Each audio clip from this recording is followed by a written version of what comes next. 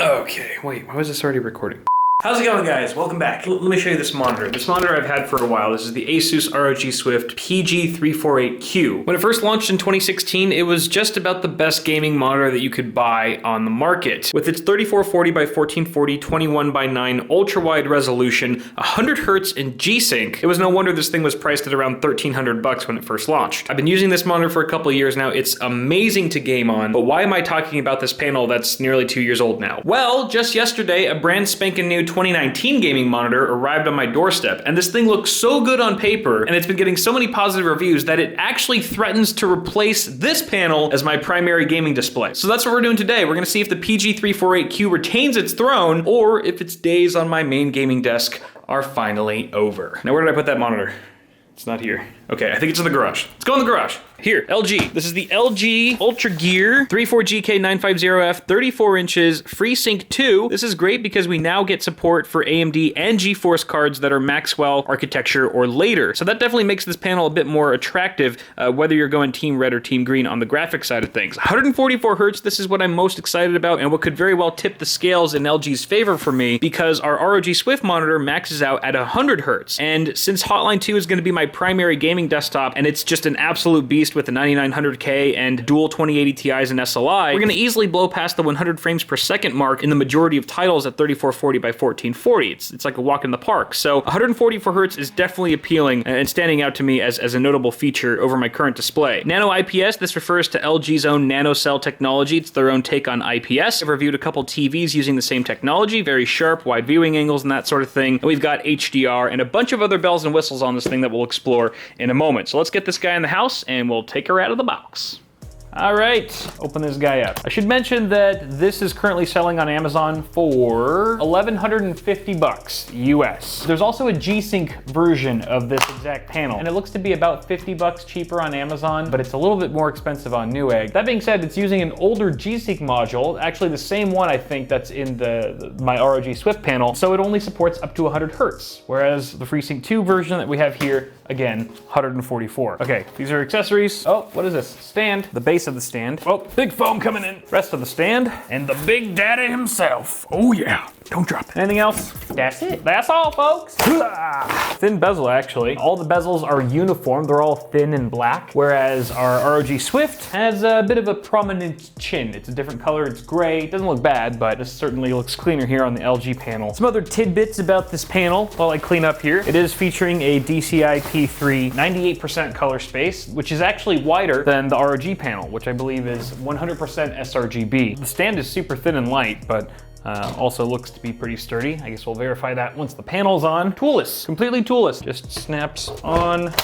Ha-ha! All right, so you've got height, tilt, and swivel adjustment. The other thing I like about this stand is that it's just sort of this V shape as opposed to the sort of Y footing on the PG348Q, which means you kind of have to, like, I can put this monitor really far back without too much problem, but I can't do the same thing on the PG348Q. I actually have to bring it up quite a bit so that its middle foot that's sticking out straight back doesn't hang over the edge and the whole monitor goes toppling over. So just from the stand alone, this might be a better option if you're dealing with a more narrow desk that's not as deep. And the curvature on this thing is actually much more aggressive than on the ROG Swift panel. You get an 1800R curve here compared to 3800R on the ROG Swift, and it is very noticeable how much more curvaceous this guy is. Let's look at the I/O here. You've got two USB 3.0 downstream and one USB 3.0 upstream port. Display port, that's of course if you want to take advantage of FreeSync 2, although I believe you could probably also use one of these HDMI ports, assuming one of them is HDMI 2.0, to take advantage of that as well. Headphone jack and DC power, just like the PG348Q. Now this isn't for everyone, but I really like how the ports are just exposed here and they're very accessible, whereas on the PG348Q, there's a cover plate that just sort of covers all the ports and stuff for a cleaner look. I don't think most people care what the back of their screen looks like. They'd rather be able to get to ports easily. Even with that cover plate removed, I don't even have it installed because it's just a nuisance. The ports on that ROG Swift monitor are kind of still recessed, much more than this, and they're actually facing upwards. So you have to sort of fish around, go underneath and up to find the various inputs and outputs. So So definitely like the design choice a bit more on the Ultragear. One thing I could do without on this panel aesthetically are the red accents. I would prefer it to be color neutral like my ROG Swift panel, but being said, most of the red accents, if not all of them in fact, are sort of facing the back side of the panel. So when you're looking at dead on, you can hardly see any red. I mean, the most noticeable area is probably the base of the stand. That's only if you're looking at it from a steep angle or something like that. But it's worth noting in case you're going for a very specific look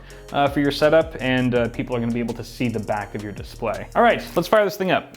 All right, so I've got the monitor hooked up to Hotline. I just did a clean install of Windows 10, but we're on hold for now because I gotta wait for Windows updates to finish. And we need to wait for this to finish before we can install the GeForce drivers. So in the meantime, there are a couple things that I forgot to mention about the monitor up until this point. For starters, VESA mount. If you don't like the stand, you wanna wall mount it for whatever reason, you can remove the stand entirely, and there's 100 by 100 millimeter VESA mount on the back of the display. Also, let's take a quick look at the OSD. There's a little joystick here. You would think the joystick would be right in the middle of the monitor, but it's actually offset just ever so slightly to the left. And then you've got a couple simple options here. Power input. Power input. It's a little finicky. The joystick's a little sensitive. Definitely not as intuitive as the Aorus monitor that I reviewed not too long ago. So you've got game mode. This is just sort of quick on the fly between different profiles. You've got your FPS, RTS. The gamer profiles are customizable, and you can also tap into settings here. A bunch more options pop up. I kind of like this at a glance look at your main settings just so you can see it really quick. And you can see we've also got some more settings right here that weren't available to us on the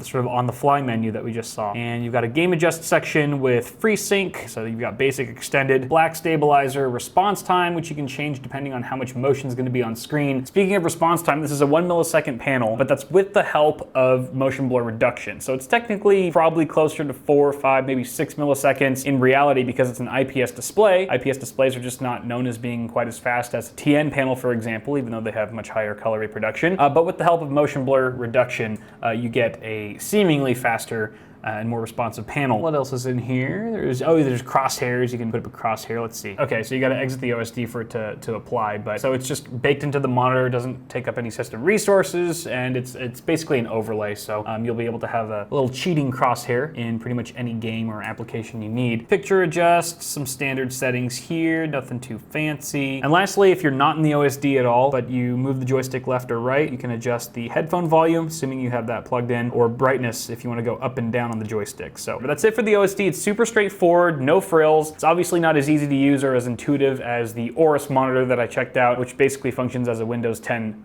desktop app that you can interface with a keyboard and mouse and stuff, but it gets the job done. It's pretty standard of what you'd find on a gaming display here in 2019. How are Windows updates looking? 59. It's hardly moved since we started filming this bit. It was ridiculous. What's taking so long? Come on! Hate you, Windows.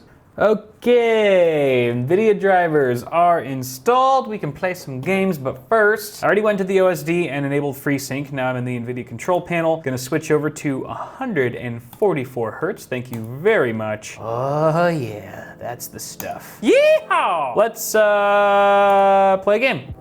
So right off the bat, colors be a poppin', yo. It's looking real nice. Very vibrant, rich color. Definitely thanks to the nanocell technology from LG as well as the DCI P3 98% color space. It's looking really good. Whoo-wee. What was that? Is that the game? It was cutting out and turning black for a split second. I'm assuming that's the game and hopefully not my very expensive gaming PC or the monitor itself. Okay, I just want to stay in the greener parts of the map because it just looks really pretty. Oh yeah. Very responsive, super fast monitor, holy moly. I'm getting some weird artifacts here. I don't know if you guys can tell, but there's some weird stuff going on right here in that part of the screen. Not sure if that's the GPU or the game. I'll have to look into that later. Oh boy. Oh shit. What? All right, so I backed out of Apex Legends because I just want to see if the black screen issue that we were encountering persists. And sure enough, it does. It's still happening. So it's not the title. I think it's got to have something to do with GeForce hardware using a FreeSync display. FreeSync is still enabled in the OSD and G-Sync is enabled within NVIDIA control panel. It does say right here that the selected display is not validated as G-Sync compatible. So maybe there's some issue there. It's not really playing nicely for whatever reason, but I'm going to try something else. I'm going to switch us to 120 hertz here, because maybe there's just a certain peak of G-Sync/FreeSync support here before any sort of issues arise. Let's jump back into Apex. All right, so it's been about 5 minutes and no black screens whatsoever. It seems like the problem's completely fixed, which leads me to believe that 120 hertz is the most you can get out of this panel if you happen to be using GeForce cards and you want to take advantage of adaptive refresh rate, aka FreeSync in this case. All right, I've had enough of you, Apex. Let's jump into a different game. How about some COD Blops? So the black screen's gone now, but we have these weird lines still here. These were around in Apex as well. And it's really kind of weird. I'm not exactly sure what's going on. Gotta kill these guys first. All right, so let's try to figure out what's going on there. This is sort of turned into a semi-troubleshooting video. All right, I'm gonna back out and see if we can figure out what's causing those weird lines.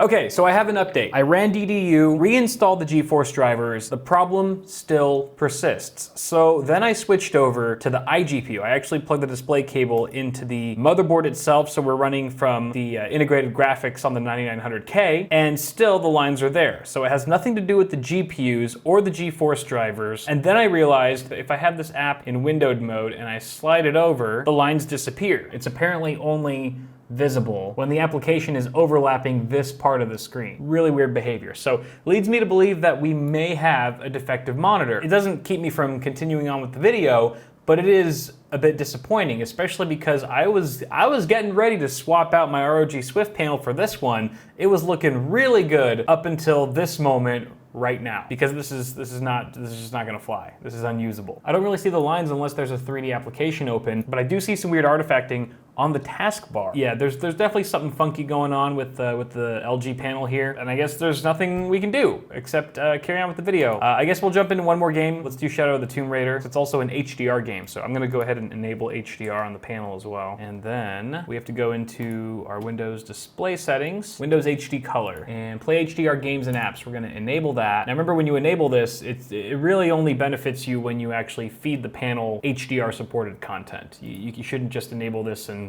go browse the web or use your desktop willy-nilly. Otherwise the colors aren't going to be balanced, or it might look a little washed out like it does right now. All right, I was just rolling around in the game for a few minutes here, and I grabbed some screenshots, some with HDR on, some with it off, and I made sure to be in the same position so we get a nice apples to apples comparison. So we got our first side-by-side here. No HDR on the left, HDR enabled on the right. And right off the bat, it's much brighter with HDR on. That's not necessarily a good thing though. Some people still might prefer the look of HDR disabled, because just because it's brighter doesn't mean the contrast is better. The image just looks a little bit blown out. It's almost too bright and somewhat blinding, especially like if you look at the dead bodies on the ground there. They look overexposed in my opinion, and I think a lot of people would prefer the look of HDR disabled. Even though the colors don't necessarily pop, it's a bit more natural looking. I don't think the HDR implementation on this panel is really what people think of when they think of really good HDR, mainly because it doesn't have local dimming like a lot of true HDR televisions have. That really handicaps the panel's HDR capabilities and keeps it from having a much more dynamic contrast and a wider range of color. Once again, in our second pair of screenshots, you can see that it's much brighter on the right with HDR than it is on the left. But again, when you're looking at the reflections of the sun in the water in the stream that's below Lara Croft, it's just, it's pretty blown out. So again, it's brighter, but it kind of falls short of a true HDR experience in my opinion. Now this last example is probably the best showcase for the HDR implementation in this panel, and for the game itself for that matter, because we're looking at the sun now, which is supposed to be a really bright object, so it plays well with the HDR effect here that just tends to be overly hot in general. Whereas without HDR, it looks very dull and boring. So, you know, I think the HDR experience on this display is going to depend partly on the type of content that you feed it, but also without local dimming built into the display at a hardware level, you're just not going to get that same dynamic contrast or really wide range of colors that you might see in an HDR demo, for example, on the show floor of CES, because I've seen those demos and they are freaking mind-blowing. Like true HDR with local dimming is really a sight to behold. This is not it. This is a bit underwhelming and further validates that gaming panels have a long way to go when it comes to true HDR support. All right, we're gonna close the video out with some Doom because it's a super fast-paced shooter which is really going to take advantage of the higher refresh rate here. And you can see we're soaring past the 144 hertz mark. This monitor just moves so fast, and it stays really smooth while doing so. I'd confidently say this is the best gaming monitor that LG's ever made, hands down. And to be honest, the only thing keeping me from swapping out the ROG monitor for this one is the fact that we have those stupid artifact lines that are just kind of ruining the game. I did confirm that it is the panel. I plugged in a completely different system and the lines are still there, so it's definitely the monitor. I looked online to see if anyone had a similar issue with this display. I could not find any recurring instances, so that's good at least. And for the record, I should mention that it's completely impractical and unfair of me to compare this display to the PG348Q, simply because that panel came out like 2 years ago. At the same time, that Asus display has been my primary gaming monitor for a couple years now, so I guess it's a relevant comparison for me anyway.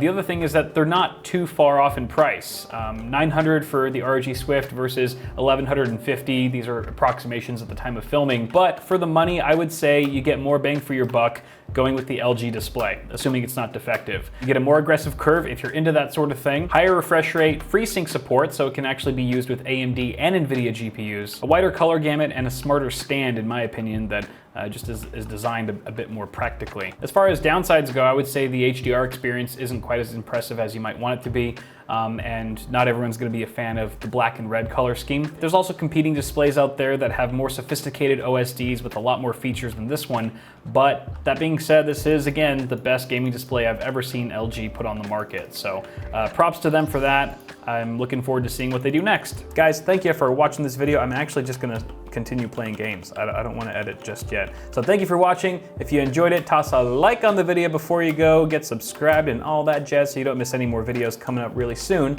And I'll see you guys in the next video. Goodbye. Die, you mother.